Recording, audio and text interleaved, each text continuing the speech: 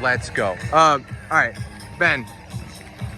I don't know if I want to call it a big one, but a convincing win today. It looked like you were out here to race. What were your goals like kind of coming into today? Yeah, beggars can't be choosers.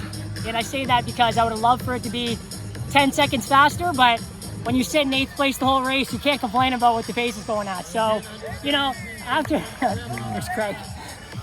He's a distracting guy, he can barely focus. I'm more like that. Yeah, I mean, it was a judgment call. We came through 8 flat, and I was like, hey, you know, this might be a day where, you know, I get a PR out of it. And then, you know, I heard a 66, 67, and I was like, oh, it felt good, but because we're not running that crazy fast. So then it was like, all right, I want to go for the win, and then I just wait as long as possible. Captain opened up 200 to go, and I just went all out. Where are your goals at right now in the season? Like, are you on the border of kind of borderline getting qualified to Worlds, and like sort of like what are your goals right now, and like what are you sort of like gearing towards? Yeah, I mean, for those that don't think the World Athletics qualifying system is the easiest to follow, you know, most people, the easiest way to put it is right now I'm ranked 39th out of 42 guys that make the team.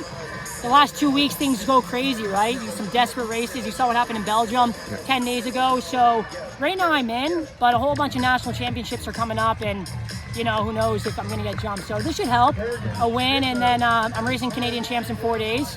If I win that, I get an automatic selection, and that just matters if I'm within that top 42. Okay. Right now I am, but we'll see. Okay, and so assuming that you are in Worlds, goals there?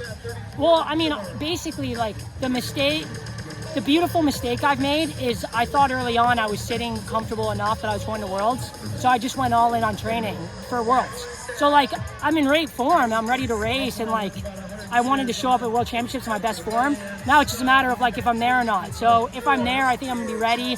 A guy like me, you know, my goal would be to try to make the final, which I think is ambitious but realistic. So yeah, I'm gonna go to Canadian champs and try to just control what I can control, win that race, get the automatic bid, and if I'm going to Worlds, I'm going all in there. What have been some of the biggest upsides of your training group change? Like, what have you been most excited about? Like, what are you most happy about? Yeah, I mean, the most obvious one is like working on speed. Like, I've always kind of been like pigeonholed into like slow twitch, you know, your 10K buddies back in Oregon, you know, go to the tempos and stuff, and I respond so well to the speed. And Ronnie's been like the first coach that's like been like, you know, since being with Sully in my last semester, we did it too, but Ronnie's like, hey, you need to be able to close. You got to run a K, you know, in under 225 at the end of a 5K, which I can't do yet, but I'm working on it. But so that's been number one. And then the training group has been awesome. I mean, so much knowledge, like even Hobbs, you know, 20-year-old, like he goes to flag, listens to what everyone's doing around the circuit, those European guys, brings back so much knowledge. So we just bounce ideas off each other. You know, the group's getting better and better. We're elevating each other, and just some fun environment. And my fiance and I, we love Ann Arbor, so we're happy. And that's, you know, that's half the recipe, you know? Up and up. What's that? I said up and up. Up and up. That's the goal, man. Let's go. Awesome. Thank you, guys. Thank Appreciate you. it. Good luck. Yeah, see you around. Thanks.